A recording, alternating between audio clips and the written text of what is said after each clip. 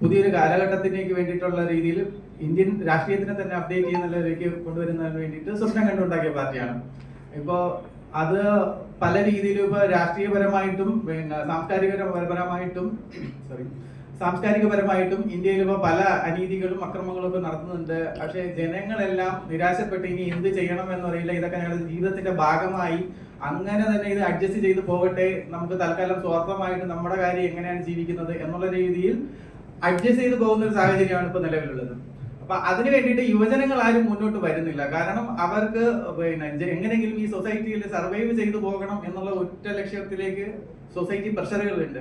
Indian politics എന്ന് പറയുന്നത് ഇപ്പം പഴയ കാലഘട്ടത്തിൽ നിന്നുള്ള ആ ഒരു പുതിയ അപ്ഡേറ്റ് ഒന്നും ഇല്ലാത്ത രീതിയിൽ പൊയ്ക്കൊണ്ടിരിക്കുകയാണ്. ഞാനിത് പറയുന്നത് വലിച്ചു നീട്ടി പറയാൻ വേണ്ടിയിട്ടുള്ള കാര്യങ്ങളല്ല പറയുന്നത്, ജസ്റ്റ് സംസാരിച്ച് തുടങ്ങിയതേ ഉള്ളൂ.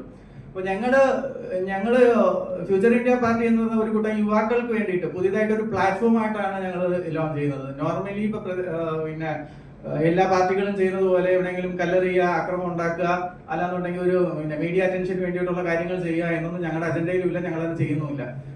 പ്രത്യേകിച്ച് ഇന്ന് ശിശുദിനം എന്നുള്ള ഒരു ദിവസം തന്നെ ഞങ്ങൾ ഇന്ന് ഈ ഇതിലേക്ക് തരണം. ഞങ്ങൾ ഭാവി തലമുറയെ, അതായത് ഫ്യൂച്ചറിലേക്ക് വരുന്ന കുട്ടികൾക്കെങ്കിലും ഇനി ഇതൊരു സ്വതന്ത്രമായി ജീവിക്കാൻ പറ്റുന്ന, അതായത് കടലാസിലെ സ്വാതന്ത്ര്യമല്ലാതെ യഥാർത്ഥത്തിൽ അവർക്ക് എന്താണ് വേണ്ടത് എന്നുള്ള വ്യക്തിപരം ജാതിമത ഭേദം ഇല്ലാതെ ഒരു വ്യക്തിയായിട്ട് ജീവിക്കാൻ വേണ്ടിയുള്ള ഒരു സാഹചര്യം ഇന്ത്യയിൽ ഉണ്ടാക്കണം എന്ന ഒരു ലക്ഷ്യത്തിലേക്ക് പുതിയ പുതിയ നേതാക്കന്മാരെയും ഇത് ചിന്തയിലിട്ട് മനസ്സിൽ നിന്ന് അത് പുറത്തേക്ക് എടുക്കാൻ പറ്റാതെ, അല്ലെങ്കിൽ നിലവിലുള്ള രാഷ്ട്രീയ സാഹചര്യങ്ങളിൽ അവർക്ക് എന്താണ് അവരുടെ ഉള്ളിലുള്ളതെന്നുള്ള ഒരു നേതാവാകാനോ അല്ലെന്നുണ്ടെങ്കിൽ വേറെ ഏതെങ്കിലും രീതിയിൽ പുറത്തേക്ക് അവരുടെ കഴിവുകൾ കാണിക്കാൻ പറ്റാതെ അഡ്ജസ്റ്റ് ചെയ്ത് ജീവിക്കുന്നവരെ പുറത്തു കൊണ്ടുവരിക, അവർക്ക് വേണ്ടിയിട്ട് പിന്നെ ഒരു പാർട്ടിയുടെ ചട്ടക്കൂട് ഉണ്ടാക്കി ഇലക്ഷന് മത്സരിക്കാനോ ബാക്കിയുള്ള കാര്യങ്ങൾക്കോ വേണ്ടിയിട്ടും ഒരു കമ്മ്യൂണിറ്റി ഡെവലപ്മെന്റിന്റെ പ്രോജക്ട്സിന് വേണ്ടിയിട്ട് അവരെ പ്രാപ്തരാക്കുന്ന രീതിയിൽ കൊണ്ടുവരിക എന്നുള്ളതാണ്. കാരണം ആദ്യം എല്ലാവരുടെയും മനസ്സിലുണ്ടായിരിക്കുന്ന ജനാധിപത്യം എന്ന് വെച്ച് കഴിഞ്ഞാൽ വോട്ടിട്ടിട്ട് ഇപ്പൊ നമ്മളങ്ങ് പോവുക എന്നുള്ള ഒരു കാലഘട്ടത്തിലേക്കാണ് ഇപ്പോൾ പോയിക്കൊണ്ടിരിക്കുന്നത്.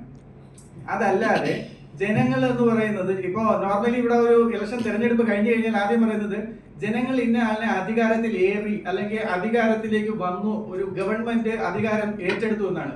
ഇതുവരെ ഒരു ജനസേവനത്തിന് വേണ്ടിയിട്ട് ഇതുവരെ ആരും പിന്നെ മുന്നോട്ട് വന്ന, അല്ലെങ്കിൽ ഒരു സമിതി രൂപീകരിച്ചെന്നോ ഒരു ഗവൺമെന്റ് രൂപീകരിച്ചെന്നോ ആരും പറയുന്നില്ല. അത് പക്ഷേ എല്ലാവരും പറയുന്നത് ജനാധിപത്യം എന്ന് പറഞ്ഞാൽ ജനങ്ങളുടെ ആധിപത്യമാണ്, ജനങ്ങളാണ് എല്ലാം എന്നുള്ളതാണ്. പക്ഷേ ജനങ്ങളെ സേവിക്കാനാണോ വരുന്നത്, ഇവര് ജനങ്ങളെ അധികാരപൂർവ്വം ഭരിക്കാനാണോ വരുന്നത്? ഇതാണ് ഞങ്ങൾ ആദ്യം ചോദിക്കുന്നത്. ജനാധിപത്യം എന്ന് പറയുന്നത് ജനങ്ങളുടെ ആധിപത്യം എന്ന് പറയുന്നു. പക്ഷേ ഒരു ഗ്രൂപ്പില് കുറച്ച് ആൾക്കാരെ ഒരു പാർട്ടി രൂപീകരിച്ച് വന്നതിന് ശേഷം ഞങ്ങളാണ് ഇവിടുത്തെ അധികാര കേന്ദ്രം എന്നാണ് പറയുന്നത്. ഈ അധികാര കേന്ദ്രമാണോ ജനസേവനമാണോ വേണ്ടത്? ഇത് നമ്മള് കാലാകാലങ്ങളായി എല്ലാവരും ഫോളോ ചെയ്യുന്നതിൽ നിന്ന് പുതിയ തലമുറയെങ്കിലും ഇനിയൊരു രീതിയിലേക്ക് നല്ല രീതിയിൽ ചിന്തിച്ച് ജനസേവനമാണ് വരേണ്ടത് എന്ന് ഊട്ടിയുറപ്പിക്കുന്ന രീതിയിലേക്ക് ഇന്ത്യയെ കൊണ്ടുപോകണം.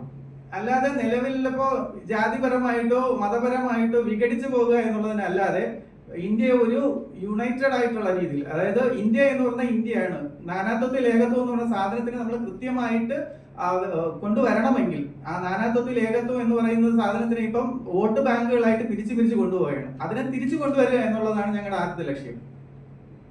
അപ്പോ പിന്നെ അതിനു വേണ്ടിയിട്ട് ഇപ്പോ പഞ്ചായത്ത് ഇലക്ഷനിൽ, നിലവിലുള്ള പഞ്ചായത്ത് ഇലക്ഷനിൽ ഇപ്പോ ലോക്കൽ LSC ഇലക്ഷൻ്റെ വന്നിട്ടുണ്ട്.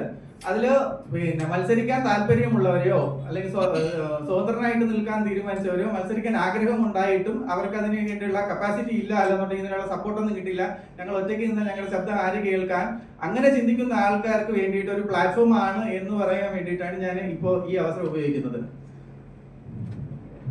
എന്തെങ്കിലും ചോദിക്കാം? പങ്കെടുത്ത ആളുടെ പേരെന്ന് പറയും. എന്റെ പേര് MS സുബി എന്നാണ്.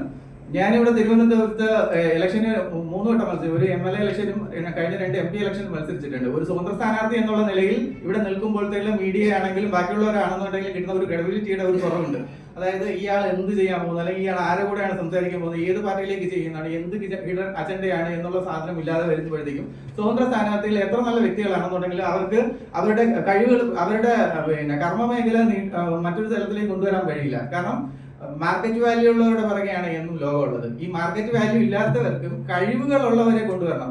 ഇപ്പോ ഫാൻ ഫോളോവേഴ്സ് ഉണ്ട്, പക്ഷെ അയാള് ജസ്റ്റ് ഒരു പിന്നെ ക്രൗഡ് പുള്ളർ ആയിട്ടിരുന്നതുകൊണ്ട് ജനങ്ങൾക്ക് അയാളെ കൊണ്ട് ഗുണമില്ല എന്നുണ്ടെങ്കിൽ ഈ നാടിന് എന്താണ് നേട്ടം? അങ്ങനെയുള്ള ഫിഗറുകളെ കാണിച്ചിട്ടാണ് ഇപ്പൊ ഇവിടെ ഫോർ എക്സാമ്പിൾ ഇവിടെ പത്രസമ്മേളനം നടക്കുന്നുണ്ട് അല്ലെന്നുണ്ട് ഞാൻ ജയിച്ചപ്പോഴത്തേക്കും എനിക്ക് ഇവിടെ നിന്ന് കിട്ടിയ ആദ്യത്തെ ചോദിച്ചത് നിങ്ങളെ കൂടെ ഫേമസ് ആയിട്ടുള്ള ആരെങ്കിലും വരുന്നുണ്ടോ എന്നാണ്. ഈ ഫേമസ് എന്ന് പറയുന്നത് ആൾക്കാർ കൂടുതൽ ആൾക്കാരുണ്ട്, അല്ലെങ്കിൽ കൂടുതൽ പിന്നെ ഫാൻ ഫോളോവേഴ്സോ അല്ലാന്നുണ്ടെങ്കിൽ ഏതെങ്കിലും രീതിയിലും മനുഷ്യരുടെ മനസ്സിനെ സ്വാധീനിക്കാൻ കഴിവുള്ള ആരെങ്കിലും വരുന്നുണ്ടോ എന്നാണ്. അപ്പോൾ ഈ സ്വാധീനക്കാരുടെ തള്ളിച്ച കാരണം സാധാരണ കഴിവുള്ളവരുടെ എല്ലാം പിന്നോട്ട് നിൽക്കുകയാണ്. അവർക്ക് ഈ ഒരു ഇവരുടെ മതില് കഴിഞ്ഞോ അല്ലെങ്കിൽ അവരുടെ ഒരു വളയം കഴിഞ്ഞോ അവരുടെ ആരാധക വൃന്ദം കഴിഞ്ഞോ മുന്നോട്ട് കയറാൻ പറ്റാത്ത ഒരു അവസ്ഥയിലാണ്. ഈ എല്ലാവരും തളച്ചിടപ്പെട്ട സാഹചര്യത്തിൽ അവർക്ക് വേണ്ടിയിട്ട് ആരും സംസാരിക്കാൻ മുന്നോട്ട് വരും. കാരണം പിന്നെ 60 വയസ്സായാലും 70 വയസ്സായാലും 100 വയസ്സായാലും ഇനി ഞാൻ മതി, അല്ലെങ്കിൽ എനിക്കാണ് ഇവിടെ അധികാരം, അല്ലെങ്കിൽ ഞാൻ പറഞ്ഞത് കേൾക്കാനേ ഇവിടെ ആളുള്ളൂ എന്നുള്ളൊരു പിന്നെ ഒരു പാട്രിയാർക്കിയൽ സിസ്റ്റം ഇവിടെ ക്രിയേറ്റ് ചെയ്ത് വെക്കുമ്പോൾ യുവജനങ്ങൾ എന്ന് പറയുന്നത് പെട്ടിജം വന്നു വരുന്നവർക്കും പിന്നെ അവരുടെ വീട്ടുജോലി ചെയ്യുന്നവർക്കും അല്ലാന്നുണ്ടെങ്കിൽ ഏതെങ്കിലും രീതിയിൽ അവർക്ക് പിന്നെ ഫേവറായിട്ട് നിൽക്കുന്നവർക്കും മാത്രമാണ് ഇവിടെ രാഷ്ട്രീയം, അവരാണ് എന്റെ പിൻഗാമി എന്ന് പറയുമ്പോൾ ജെന്യൂനായിട്ട് മെറിറ്റിൽ